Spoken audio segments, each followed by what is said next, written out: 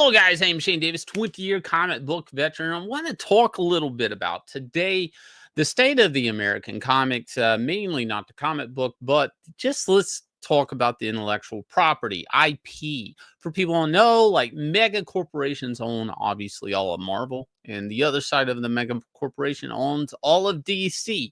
But there is a common thing happening on both sides of the fence right now, and that is the ability to take a character that's about to become movie potential, right? And quite simply make them gay. If Dr. Doom, Robert Downey Jr. is coming back, and Dr. Doom's going to be the next big bad for probably the next 24 Marvel films, well, you got to make Dr. Doom gay. Now, people are going to look at this video and I'm going to be, but Shane, this is not Dr. Doom.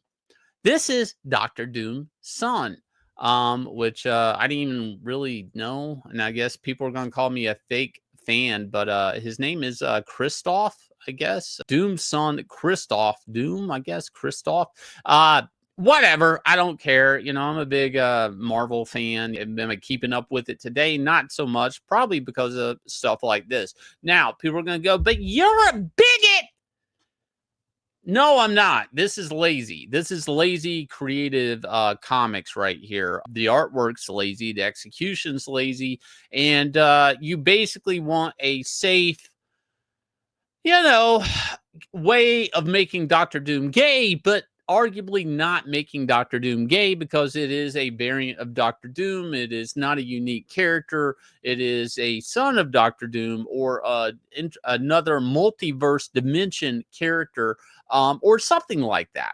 Something like that. And before people go, no, you're off on the deep end here, Davis. You don't know what you're talking about. I do know what I'm talking about. You can look at this Marvel Pride's cover. This is Marvel Voices Pride from this year. Maybe it's not even released yet, printed. This is from solicitations. Again, I don't know because most comic shops near me don't sell new comics anymore. So if this has been released, I can't walk in and get this off the shelf, to be honest. Okay, so what you're seeing here is a Juggernaut. And I was like, wait, Juggernaut's gay? They got Juggernaut? The unstoppable Juggernaut got stopped by Pride. No, that's not Juggernaut. That is his son of Juggernaut, which I think is from an alternate universe, by the way. And he works, I think, at like he's a coffee barista, whatever. Okay, Mystique, they got her.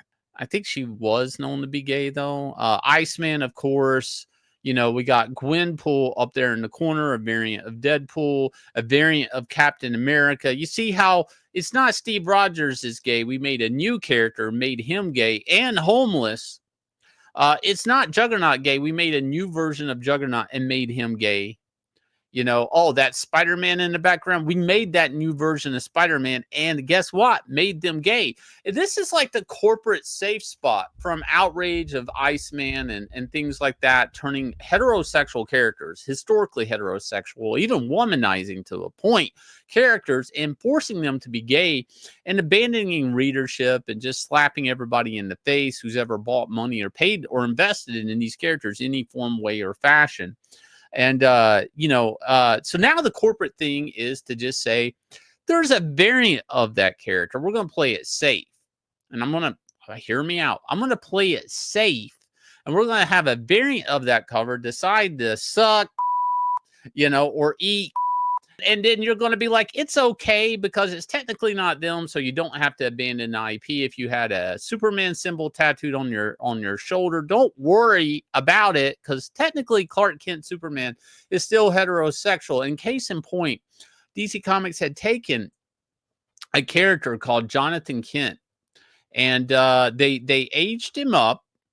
Why? Because they wanted to sexually exploit him. Why? I don't know, because they needed to make him gay. That literally happened. Nobody really talks about it anymore. They did all at once and now not at all. And they actually coined him Superman and called him Superman and put him on the cover of books kissing a boy. And that's the reason they took what was, I guess, maybe 8 to 12-year-old Jonathan Kent Superman and shot him into the future, aged him up, sent him back to Earth. And now he's a teen, and now we can sexually exploit this character in gay sex. You guys can go look that up. But what's interesting about this corporate tactic is you basically don't really care about the character at all. That's why you're beating the crap out of the character publicly and using it to brand yourself or sell Superman symbols with rainbow flags. I mean, let's be honest. This whole thing was to sell a rainbow flagged Superman t-shirt. That was it.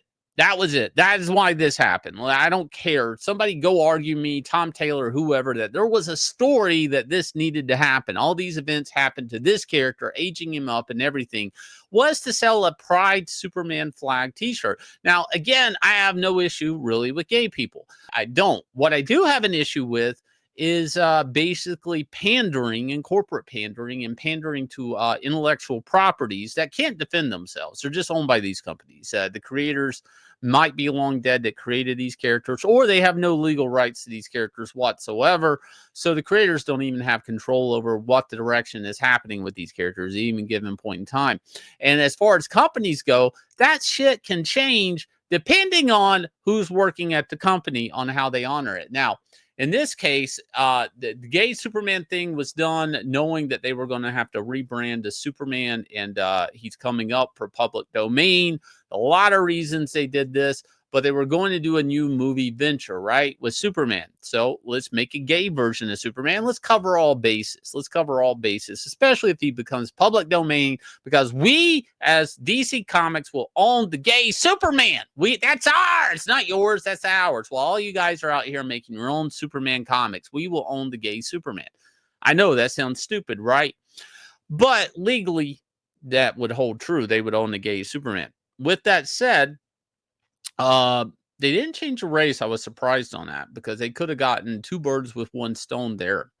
But what they did do is eat backlash over this. People didn't like it. They've had to cancel the book, like, I think twice. And now they're actually having to take the character's name back. It's not Superman anymore. Now he's named Super Son. And I can't even make this up. He's just in the corner over here in Secret Six or something like that. They can't even put him in his own book.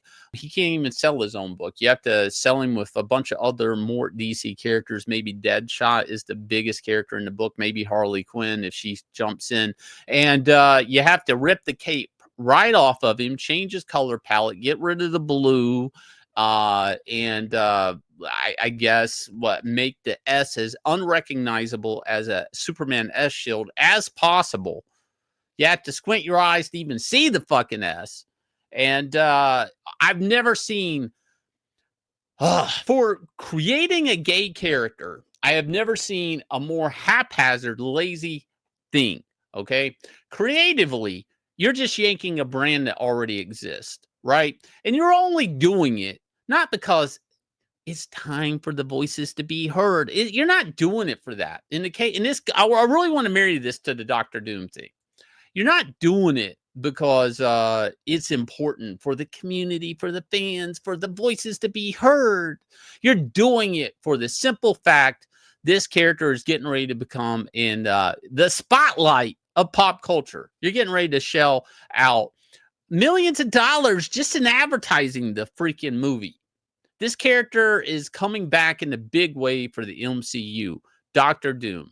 We're going to see him a big player. If people haven't ever read the book in Secret Wars, which is in production, this is a big deal. They're coming back to the table for Robert Downey Jr.'s payday, and they need to cover all bases. They need everybody, and that's a lot of letters in that. In the community, you got the L's, you got the B's, you got the G's, the Q's, the T's, the AI's, and the infinite plus. You need every one of those people to come to the movie to support Doctor Doom because this lazy ass company decided to make a variant of Doctor Doom kiss a black guy. Right? You will support Doctor Doom. You will support Doctor Doom in Pride Month, one of Marvel's greatest villains, just because he has a son that happens to be gay. And that's really what this all comes down to. Now, I'm not going to read this book. I'm not even going to pretend I know what the details of this book are. Besides the fact this is a character that has the appearance of Doom and is the offspring of Doom doing this. And Marvel blatantly drew this cover for this reaction, for this video. Actually, when I was looking at this, I mean, there's a few covers, I think, to this book. And specifically, they're talking about this Hulk book too, but over here, Runaways talking about that. Doom's everywhere. This is all through the books, but right there, Superior Avengers, right there on the actual cover of the book. This isn't a panel. This is what's there for advertising. This is there for ordering the book. This is there to look at you on the shelf on the comic rack. And this is supposed to make everybody stop and do a double take that maybe don't even know this is Dr. Doom's son and go, wait, that's Dr. Doom. That's Dr. Doom with his mask off, kissing somebody that's a dude. Weird, right? Just weird. It's just lazy. I mean, why I go this is lazy is in the 90s, we had new characters being built all the time. They were throwing them out there like candy, underdeveloped. Gambit's a famous one, very underdeveloped character, in my opinion, that had high popularity. Merchandise, the whole thing. He was red hot almost overnight. Other X-Men bad guys like, I don't know, Omega Red, Venom. I mean, there were a lot of cool characters popping up with high popularity levels at the time. Even characters like Darkhawk, I think was his name. Very popular at the time and eventually fell off because it was a weak character. But I mean, red hot hit the ground. You could just roll out a new character real easy back in the 90s and people would just jump all over it. Today, they can't do that. For some reason, they picked the lazy route. Now, there's can't and there won't. I don't think they will. They would rather take an already established IP and try to jerk the rug out from the fandom and people that maybe gave up on reading these characters in these books from years ago, just to get a type of, I don't know, baited, homophobic, racist in some cases reaction. And that's what they'll call you. But see, that's not really what you're upset about. Do I care if Marvel has a gay character? No.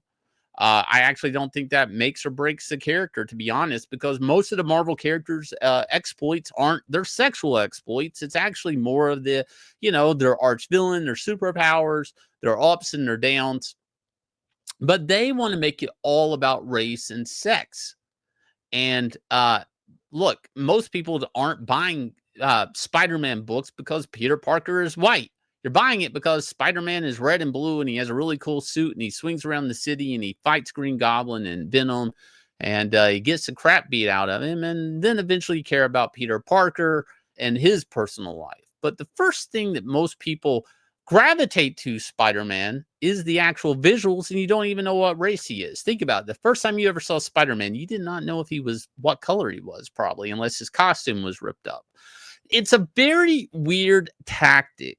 It's proven to fail, as at least in at the end, you end up with a character that's not well developed, that's a pandering character. And I guess Marvel gets to keep adding to this gallery of gay characters that they get to roll out once a month. And they get to all take a swing at a stand-in Nazi. That is what it's all for. I guess. I don't know. But at some point in time, even the companies are realizing that it can hurt the actual brand. And for all the editors and all the comic creators that this is your career resume, is turning characters gay that are not and calling fans names on the internet, I don't know, man. You might need a different tactic. If you're going to make a gay character, my suggestion is go out there and develop a stand-up on its own character. Don't be lazy about it.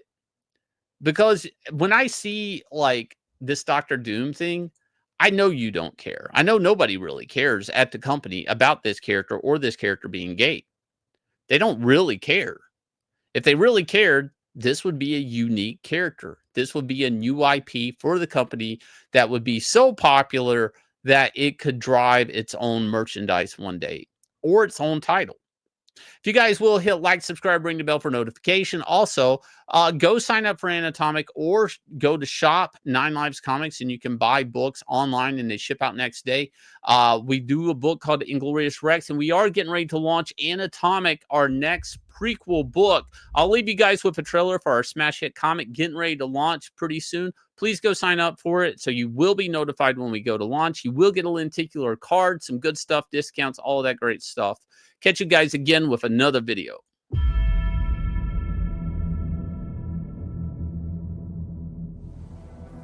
If fighting was a god, I would worship him. I would bow to him. I would pray for victory.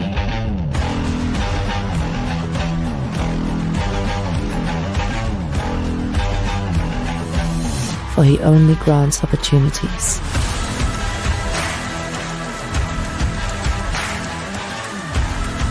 But behind every god lurks a devil. And the devil wants me to take a dive. My name is Anatomic.